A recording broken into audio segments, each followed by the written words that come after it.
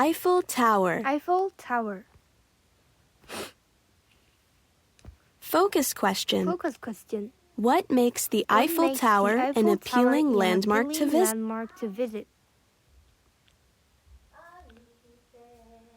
A dream come true. A dream come true.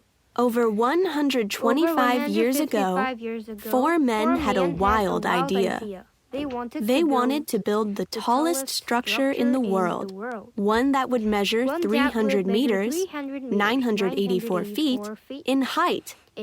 They planned to build it out of more than 18,000 pieces of metal and use 2.5 million metal pins, called rivets, to hold the pieces together. The four men claimed that their structure would be both attractive and strong enough to stay standing in high winds. Many people thought their dream was impossible, and others said that the structure would look ridiculous.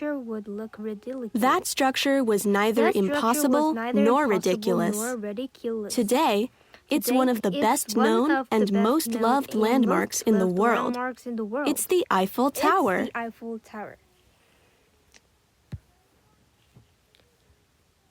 Standing tall. Standing tall. When the Eiffel Tower was finished in 1889, it was the tallest structure ever built. That record stood until 1930, when New York's Chrysler Building surpassed it.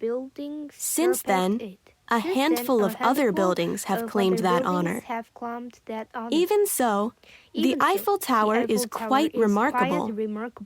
Four gigantic support beams, which make up the legs, gently curve toward each other to form a single tower at the top. The metal is wrought iron, which is very strong, yet easy to shape. Workers paint the Eiffel Tower every 7 years. The tower's color has changed from dark red to dark yellow to brown, and most recently to bronze.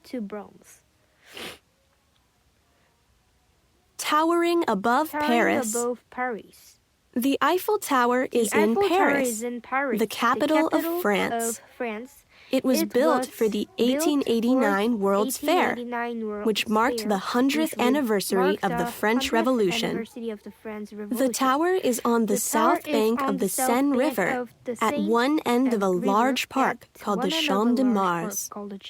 People come from around the world to enjoy the huge landmark, as well as many nearby attractions. Art and culture surround the Eiffel Tower. That part of Paris has museums, gardens, fountains, ponds, palaces, monuments, and cultural centers.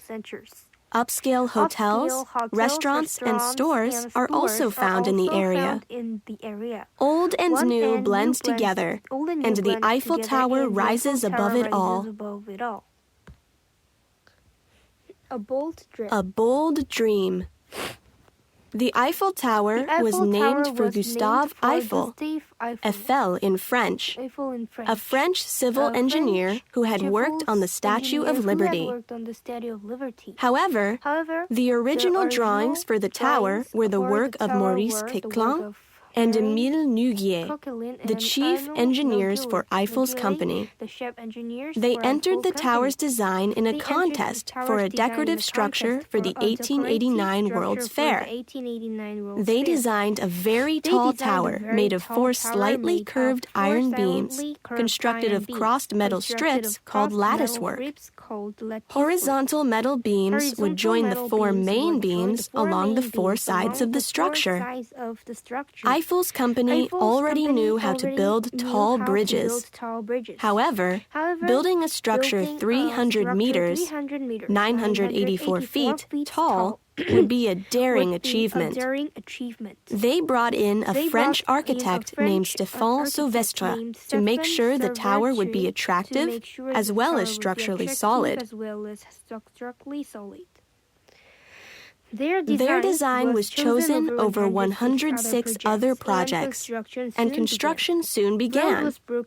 Ground was broken on January 26, 1887, and the huge structure was completed just over 2 years later, on March 31, 1889. The tower is made up of 18,038 pieces of wrought iron, weighing 7,300 metric tons, 8,046 tons. Eiffel used latticework wrought iron because he wanted to prove that metal, which weighs less than stone, could be just as strong. Sections of the tower were assembled with bolts by over 100 workers at Eiffel's factory. Then the sections, which measured about 5 meters, At the site, workers replaced the bolts with special rivets that were heated up before being installed. The rivets shrank after cooling, which made for a very tight fit. A total of 2.5 million rivets were used, each one installed by a team of 4 workers. Up to 300 men worked at the site while the tower was being constructed. The foundation, or base, on which the tower sits is made of stone and cement and rests on a layer of gravel. It was set at an exact angle to make sure it would stay in place in case of strong winds. Workers took special care to make each level flat before building on top of it. They used temporary wooden platforms called scaffolds and small steam cranes to assemble the tower. For the technology of the time, the methods and speed of construction made the Eiffel Tower an amazing example of engineering. Wowzer! On hot days, the part of the Eiffel Tower in sunlight expands more than the shaded part. As a result, the tower leans up to 18 centimeters, 7 inches. A single elevator in the Eiffel Tower travels about 103,000 around the equator. Objections. Gustave Eiffel and his team were convinced that their design would work. But not everyone agreed. Some people thought that a tower that tall would not handle the wind well. One math professor said that strong winds would cause even a shorter tower to collapse. Other people had a different concern. After construction began, a group of 300 artists, writers, and architects tried to have the project stopped. They thought the tower would look ridiculous and would harm the Paris skyline in the same way that a huge black smokestack would. Fortunately, the people were amazed and delighted when they visited the tower at the World's Fair and afterward. Since the tower was built for a special event, it was supposed to be torn down after 20 years. But Eiffel wanted to make sure that didn't happen. He made the tower valuable to scientists so it would continue to have a purpose. The day after the tower was first opened to the public, Eiffel installed a weather laboratory with barometers, wind gauges, and other instruments. He invited scientists to use the lab, and he also used it for his own experiments. The tower began to be used for radio signals in 1909 and for early experiments in television in 1925. The Eiffel Tower. Touring the tower. Each floor of the Eiffel Tower has its own attractions. The first floor, 57 meters, 187 feet, above the ground, has a glass floor that makes it seem as though visitors are walking on air.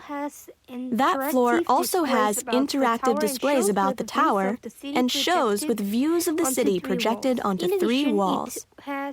In addition, it has restaurants and shops, as well as a piece of the original spiral staircase to Eiffel's office.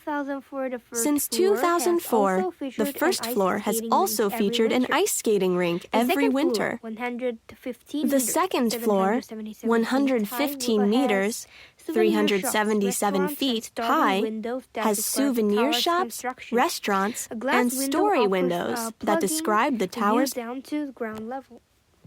Visitors can enjoy great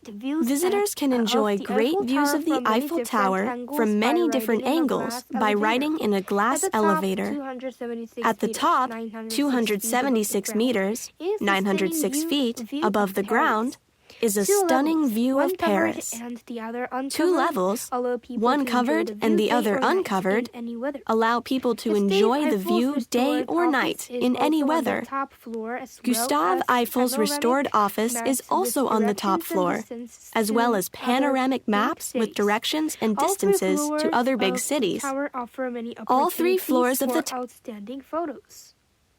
A gift to the world.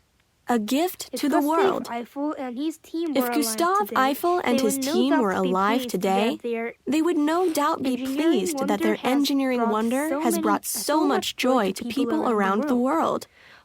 Almost 7 million people visit the Eiffel Tower each year.